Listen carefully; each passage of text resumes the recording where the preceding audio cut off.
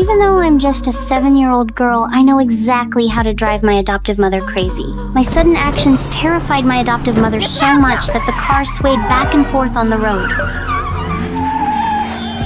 Fortunately, we managed to avoid disaster in the end, and my adoptive mother safely pulled the car over to the side of the road. However, this was far from over. At night, when it was time to sleep, I would stand at my adoptive mother's bedside.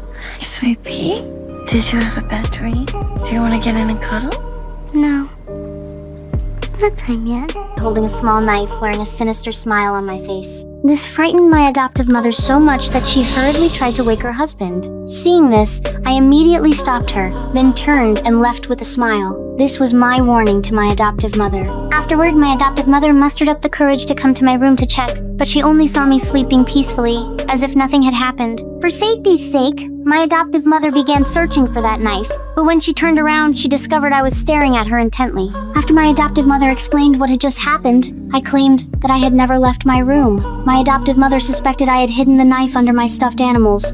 No, Mommy! Stop it! No!